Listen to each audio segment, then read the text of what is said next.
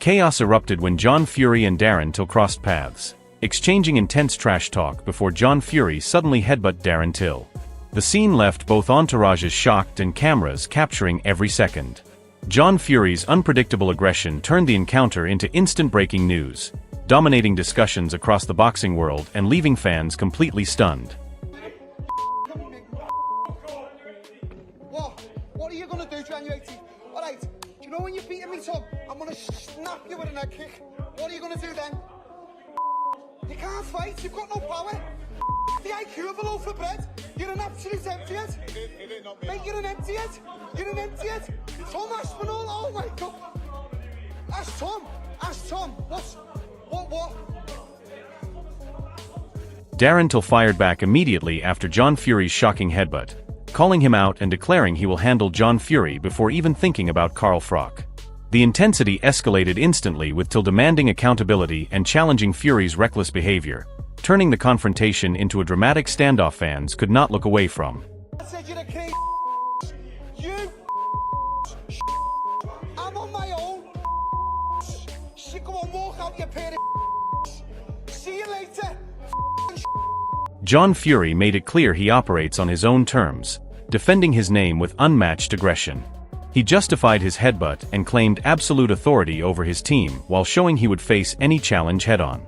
Fury's bravado and refusal to back down made the moment explosive and unforgettable for everyone present. Authority to call anybody else to you, because if one of my team was to insult what you said, they'd be sacked because they haven't got the authority to do that. So at the end, they leave the fighting men fight. You know, at the end of the day, I've done what I've done. I've no complaints about anything. I am what I am. I'm going to defend my name with everything I've got. You see me walked amongst every man of them on my own. I don't care if it was a rugby field. When it comes to a fight, I don't care if I get kicked to death. If I win, lose or draw, I'll have me say. Ade Oladipo describes the moment John Fury charged at Darren Till as pure chaos, leaving everyone unsure of what might happen next. The sheer unpredictability of John Fury's actions dominated the scene, turning a routine encounter into a viral spectacle and proving why Fury's presence alone can electrify and terrify the boxing world. Fury, being John Fury, went straight for him. I'm not quite sure what he was going to do if he got to him, but I guess that was the entertainment from the press conference. Gareth A. Davies highlights how dangerously close the situation came to an all-out brawl with John Fury and Darren Till's entourages clashing. With international media all around, the tension was palpable. Security had to intervene fast to prevent disaster, showcasing just how explosive and unpredictable John Fury's presence can be when tempers flare. It could have been a huge brawl in there because both entourages are huge, about 25 in each team. There's about 150 international media here as well in the mezzanine floor. It was still dramatic anyway, but thankfully the security did a great job as well and calmed it all. John Fury openly admits that chaos follows him wherever he goes. He shrugged off the confrontation, claiming anyone invading his space gets what they deserve. This unapologetic attitude reinforces Fury's reputation as unpredictable and fearless, making it clear that he thrives in volatile situations and will not hesitate to assert dominance at any cost. Because when I was in amongst them, all I could hear was badness. You know, so at the end of it, some little idiot come forward, I knew who he was, in my space. He got what he got, and that's the end of it. It happens every day of the week for me, that. Every day. Roman Fury defended John Fury's actions, warning that any attempt to provoke him would backfire. He made it clear that John Fury has support and will not be bullied, and even casually referenced Froch to underline the intimidation factor. The family dynamic added another layer of chaos and spectacle to an already volatile scene. They're trying to pick on the old man, and the old man will go to town. But there's enough young men. Well, we'll sort him out for them. You want some smoke from Froch? I'll be Froch. I don't know you, but I'm backing Carl. I'll get Froch. Froch called out John Fury's behavior, labeling it thug-like and completely unacceptable. He refused to be intimidated by Fury's headbutt antics, emphasizing that such reckless actions will not affect the fight. Froch's frustration made headlines, painting Fury as the provocateur while highlighting the absurdity and danger of his chaotic confrontations. So he's behaved like a thug in a disgusting manner, and then he's able to just laugh it off and joke it off and say, you know what, anyone comes near me, they're going to get a headbutt. So it's kind of justified what he's done. He's been vindicated for what he's done, as in, yeah, it's okay to go around like that and behave like an imbecile, and then still laugh and joke and still threaten to headbutt me in belly. I've told you what I think about headbutting this too. You know that. Isaac Lowe perfectly summed up the madness, pointing out that with over 500 people watching, tension was bound to boil over. John Fury's quick temper combined with the crowded crosspaths created a combustible mix, proving that his explosive personality can turn any encounter into instant chaos and breaking news for boxing fans everywhere. To get in a man's face in front of a hall with over 500 people, what do you expect someone to do? Pushing and shoving, and we all know Big John's quick-tempered, you know what I mean? But he threw the headbutt first, so it is what it is, but I think when you're getting someone's first and you're tolerating and pushing someone's head back, Carl Froch described John Fury's actions as threatening, pointing out that anyone could have been genuinely upset by the aggression. Fury's behavior went beyond typical trash talk, issuing loose threats that included prison references. This added a dangerous edge to the encounter and made it clear that John Fury thrives on intimidation, creating chaos that dominates headlines and sends shockwaves through the boxing community. Froch remained calm but critical, highlighting the reckless nature of Fury's antics and the risk of mixing real threats with theatrical showmanship, emphasizing just how volatile and unpredictable John Fury can be in public confrontations. Actually, quite, if I was a bit of a snowflake, then I'd have been upset, I'd have been offended by it, because it was threatening, he was calling it on, and he was saying basically watch your back, and you don't want to go back to prison. So he needs to be careful, doesn't he? I mean, he's talking about going back to prison, so he's putting loose threats out there for me and... Johnny Nelson confirmed that John Fury's chaotic behavior had the intended effect of dominating attention and creating buzz.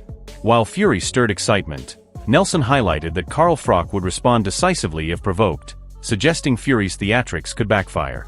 The commentary captured the delicate balance between generating hype and crossing a line, showing that John Fury's aggressive antics grab headlines but risk retaliation, leaving fans on edge and the boxing world abuzz with speculation about the consequences of Fury's reckless actions.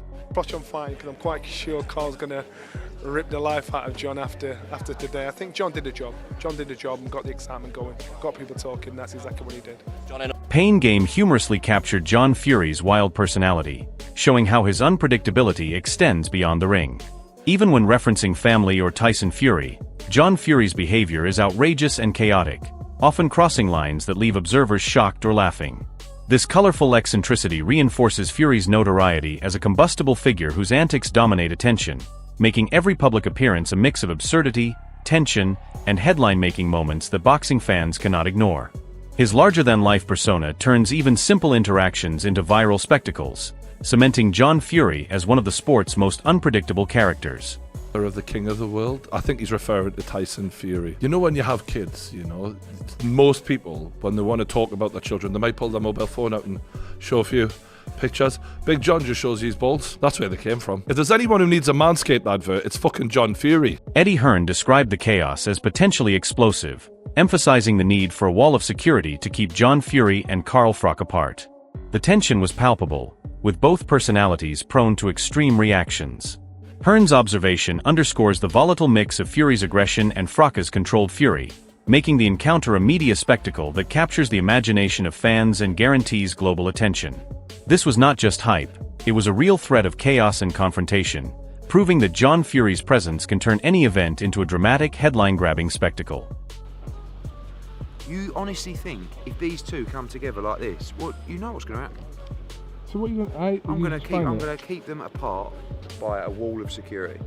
Eddie Hearn described the chaos as potentially explosive, emphasizing the need for a wall of security to keep John Fury and Carl Froch apart. The tension was palpable, with both personalities prone to extreme reactions. Hearn's observation underscores the volatile mix of Fury's aggression and Froch's controlled fury, making the encounter a media spectacle that captures the imagination of fans and guarantees global attention. This was not just hype, it was a real threat of chaos and confrontation, proving that John Fury's presence can turn any event into a dramatic, headline-grabbing spectacle. Like, if people think because you're a promoter, you like all that stuff. Me, I didn't like what happened. Within my jab, or you will be getting ironed out. You'll be unconscious. You'll be snoring before you... Frank Warren expressed frustration at John Fury's antics, emphasizing that the chaos was unnecessary and distracted from the actual fight. Despite the drama, Warren reminded viewers that the real story should be the bout itself, not Fury's outbursts.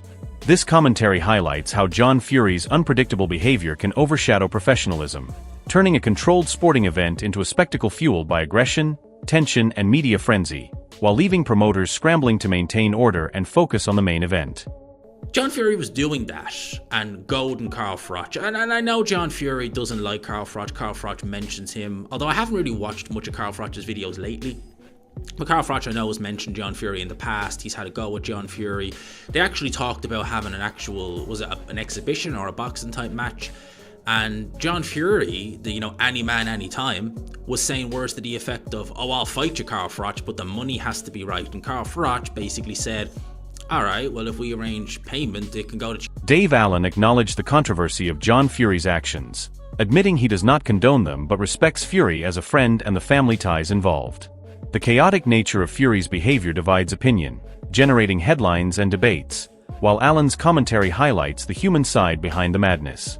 Fury's impulsive aggression continues to dominate attention, creating a spectacle that blends respect, fear, and entertainment, proving that his unpredictable antics are both a danger and a magnet for fan engagement, turning every encounter into breaking news for the boxing world. I'm not saying that I condone that behaviour, because I don't.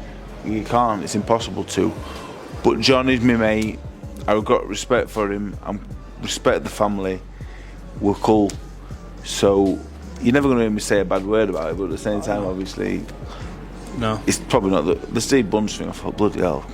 Didn't like it, really. Adam Smith explained that despite the chaos, both John Fury and Carl Froch thrive on controversy and enjoy provoking reactions. Their antics are part spectacle, part personality-driven drama, making cross paths and confrontations headline-worthy events.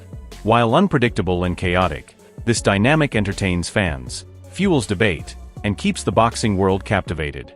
The clash of egos and personalities turns every appearance into a story, making John Fury's behavior a consistent source of breaking news and media frenzy.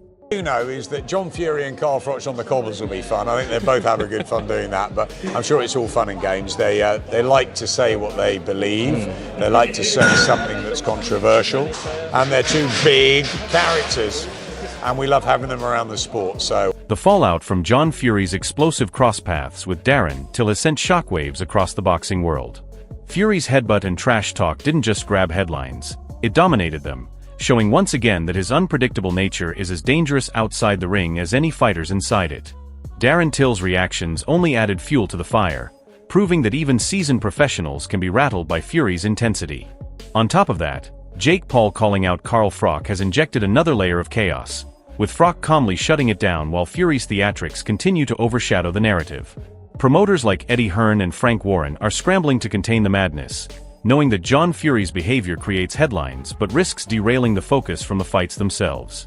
Fans are left questioning who really controls the energy in these encounters, and whether Carl Froch will respond or simply let Fury implode in his own chaos.